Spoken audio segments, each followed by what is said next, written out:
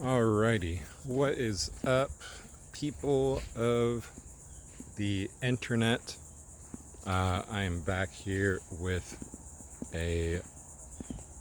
I suppose this is more so a bit of a core PC episode uh, for Mustard Seed Technologies. And the reason I say that is because I actually took the time to make an app. And not just an app, I actually made a. Alright, so not only did I actually make an app, I actually also made a book, um, put it together with the power of AI. Um, yeah, so obviously it's been a while. I haven't really been on here as of much lately, and I've been meaning to hop on and put something out there where you know you all kind of have like a little bit of an update situation, as well as I suppose a bit of an advertisement. So without any further ado, and to really get into it, so making an app, making a book, what is that like? How do they coordinate? Da da da da. All right, so one, I'll say that the main common factor between the two is that I made both using AI. Uh, the book was, pretty straightforward, and you simply, feed ChatGPT whatever prompt, like, hey, make me X kind of book, like genre. So like mine was more so, I mean, it's really a book for anyone type of situation. It just happens to be um, more kid oriented, so to speak. Um, so yeah, like if one had to put it into a category, I'd say it's more kid oriented. I'd say the actual uh, what would it be? The actual messaging of the books, though, however, are definitely, or the messaging is definitely more, more timeless, more universal, I would say, just because there's Bible verses that are specifically tied to the varying themes presented throughout the chapters. So definitely something to note with that. And yeah, so I mean, that pretty much sums up that part of the book portion, and I'll likely have a link here at some point on the on like a story or something like that. So definitely worth checking that out. And then as far as it goes for the programming side of things, so actually with the programming side of things, this was a bit more involved. Um, while it's incredibly, maybe not incredibly, while it's definitely user friendly for anyone that would be maybe a first time user or something like that, that hasn't made an app before, right? It's pretty straightforward. The only thing is, it's also one of the cases where if you don't know what you're looking for, then I think it could be easy to definitely be like, oh, hey, this is, probably this issue, and that's not. Or you'll, prompt the chat GPT or whatever AI that you're using, and then it'll basically say, oh yeah, that's because of this, and it might be like outdated because it doesn't have uh, like recent events or recent knowledge, things like that. So definitely something to consider with that.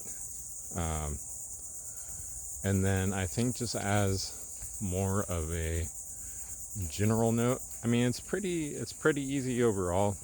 I would definitely say, if you're looking to make like a simpler app, because the app that I actually put together using it is a password manager, which I posted onto Amazon, the App Store, just because it's a lot easier. Although it didn't let me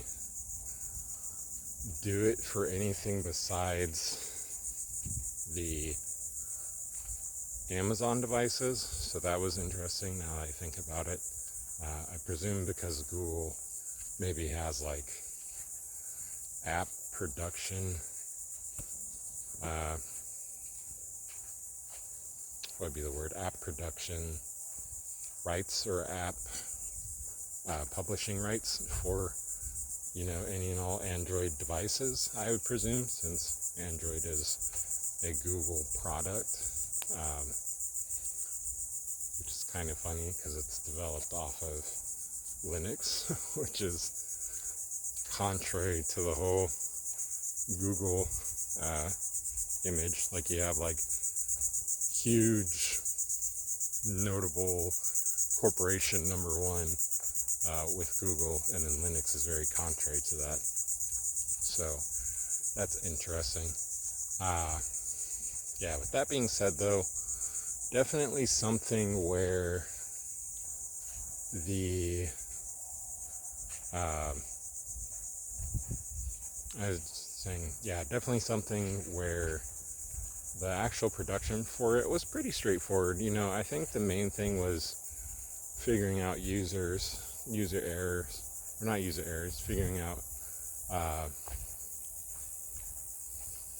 how to resolve minor issues with like the actual coding itself, where it's like, oh hey, this wasn't referenced elsewhere, and that's like out of date, da da da da. And some things still work. I mean, my main thing was having it where it works,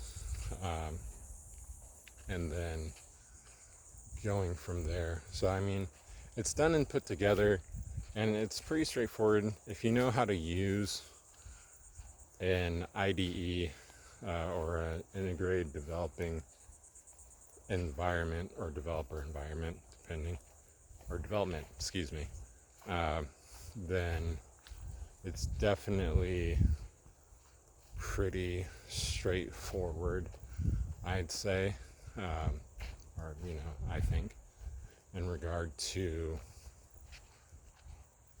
just putting that together and having it for the for production, having it ready to where people are able to use use the product. So yeah, definitely would give it like a, if I had to put an ease of use scale, I'd probably say like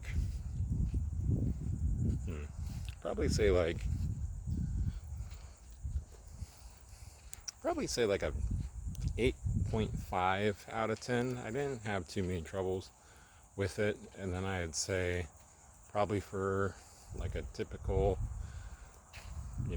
everyday user, probably would say like, it might be like a 6 or a 7 in terms of actually putting it together without like tutorials or anything like that. I was going purely off of knowledge for the actual knowledge from my schooling, things like that, and then also just using whatever prompt knowledge that I have grasped over the few months using what is the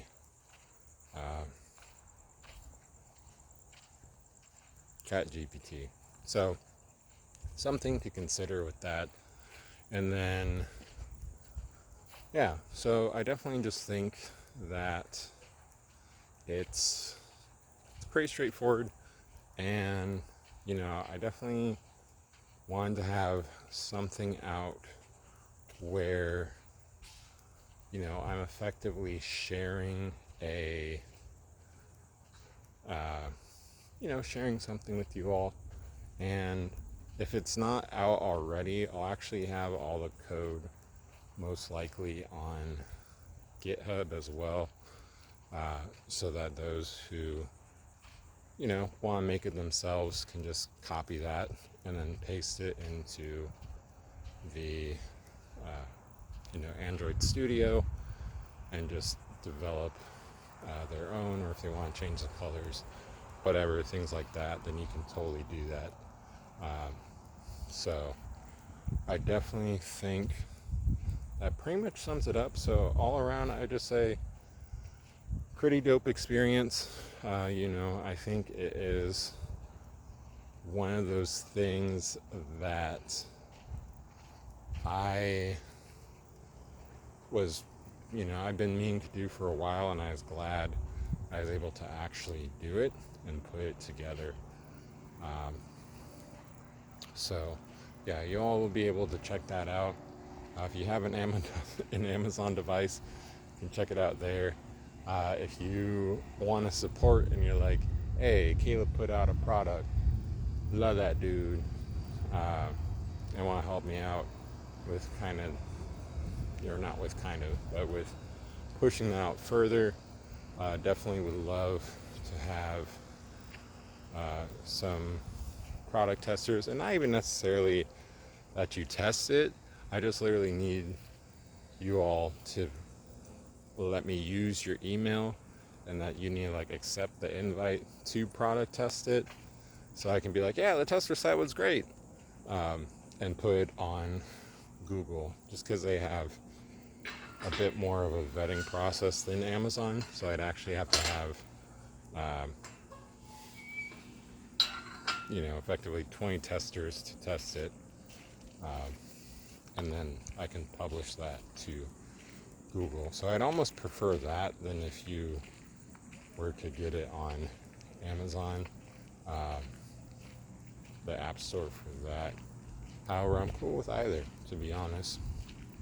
So yeah, definitely hit me up, and the links should be posted for both. The book I end up actually posting on Amazon. It's under my name. It's called, I think, The Lost Little Lamb, if I recall correctly. I was about to say Shepherd. It's Lost Little Lamb.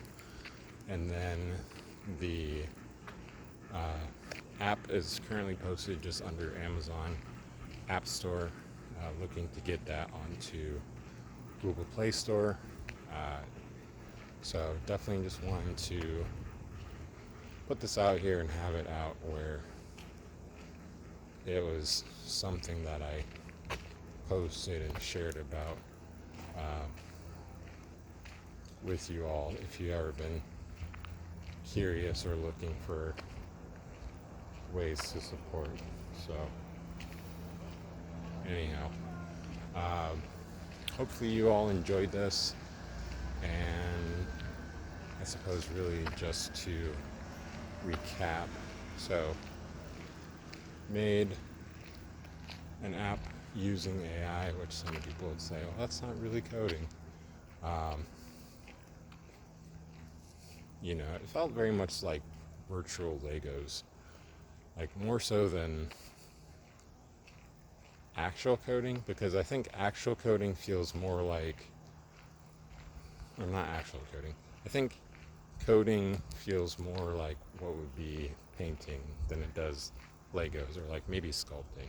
So anyhow, that is pretty much the overall thoughts. So hopefully y'all have a good one.